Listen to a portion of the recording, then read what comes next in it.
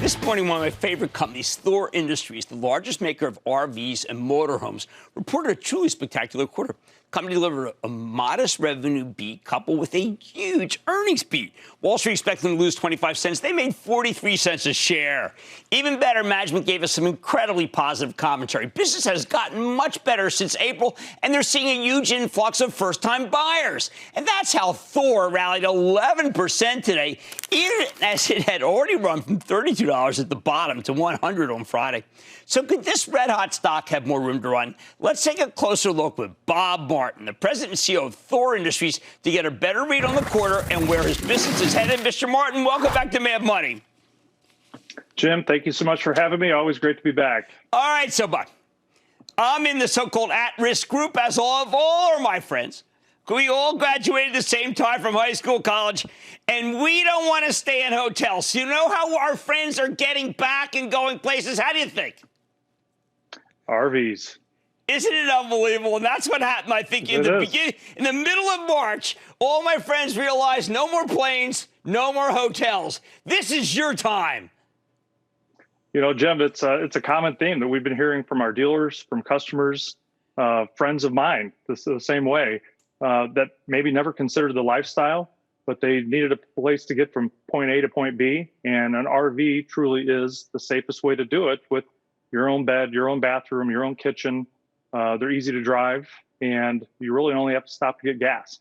It is incredible. And I guess the same thing now. I haven't even talked to you since Europe. It's got to be the same thing there. Yeah, very similar. They're just about a month ahead of us, but the Erwin-Heimer Group, we brought them into the fold last year, and for them, Germany's the strongest market, and it's still very, very popular caravanning, and people were literally calling, waiting for the dealerships to reopen so that they could get their units in Europe. So very similar to the U.S. Now, one point when things had gotten a little tough, you had like a quadruple whammy. You had labor costs in Indiana skyrocketed. You had raw material skyrocketed. You had gasoline go up. And you had people saying, well, I don't know whether I need, this thing's gotten a little expensive. It looks like everything's going your way now, Bob, isn't it?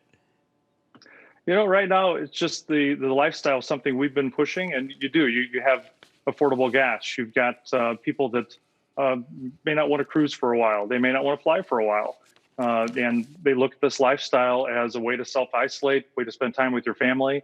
And, a lot of people, we can't leave the country. I can't leave the country right now. And it's a way for us to really just enjoy the United States. And in Europe, it's the same thing. They're enjoying more of their homeland. And we seem to fit the need right now. And my, when at that point, 24-year-old daughter reminded me, Dad, it is the least expensive way to see America. It is. I remember your daughter. I'm waiting for her to buy an Airstream. But she wants to remake it to be able to make a kitchen, a mobile kitchen, to be able to sell product like cupcakes. Are people doing this? She claims to me people are doing these things. Yeah, if you look at, there are several websites out there, RV Fixer Upper, the Flipping Nomad, that they're buying RVs that are older and they're refurbishing them, not just Airstreams, but that is another fad, van life. So there are people that are buying older ones that are redoing them, and then people that just don't have time, they're buying a new unit and they're going out and they're using it as a workplace. It's a new thing that's happening, that people that don't want to stay in hotels but still have to travel, they might buy a little unit like this that is very comfortable, has a good workspace, and their companies are encouraging it. Now, how about that labor situation? You have 1% unemployed what you're making before. I mean, look, we never want to see anybody lose their job, but you're okay now to try to get workers, right? Yeah, right now it's coming out of, this pandemic was a hard stop, and so a lot of people were out of work, but our labor force, I was there the first day when we opened up the factories at Keystone, and 99.5% of the workers came back. So we were really encouraged to see that. But as we see this growing, we're still, many of our factories are still trying to hire more. And I like this, the new tagline, go everywhere, stay anywhere. That's another one, my friends. When they look at where they're going to go in the country, they isolate the campgrounds of where they can go, of which they're now everywhere. We still need those 4-star campgrounds that you talk about. And there are some of the 4-star campgrounds throughout Florida, throughout Michigan, but there are also trends of people boondocking. They're just camping, off grid, in small units that they may not even use their air conditioner. It's a lot of what we've learned in Europe. A lot of people camp that way within a city. Some of the smaller villages in Europe, but they don't use an air conditioner or a generator. They're using it a little bit more simplistically, and that's where we're using a lot of that knowledge and technology here in the U.S. to build products that are much more similar to a European product, such as the cabinets in this are made in Italy. And you walk in, it doesn't look like a 1970s RV. This looks like a contemporary New. Well, it also looks like and I know in Europe you have to do that, more sustainable.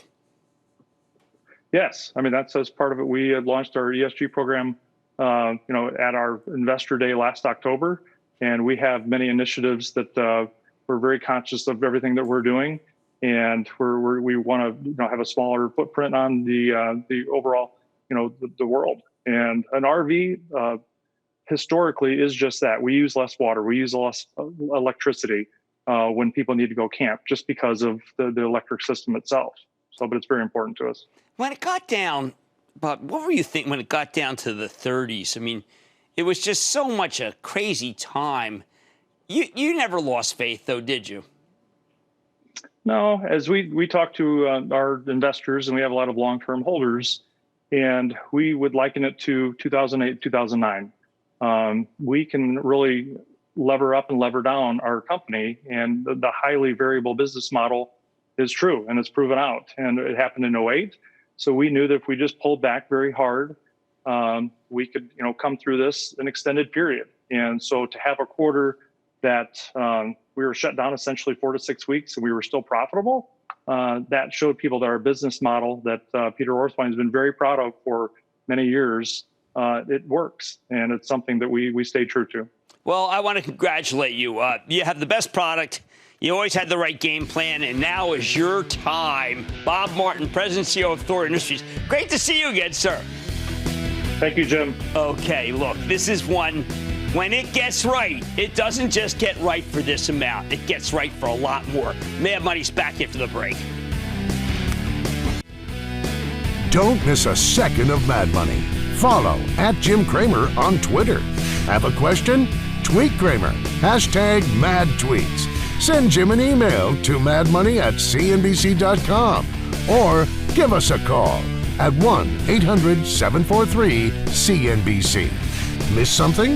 Head to madmoney.cnbc.com.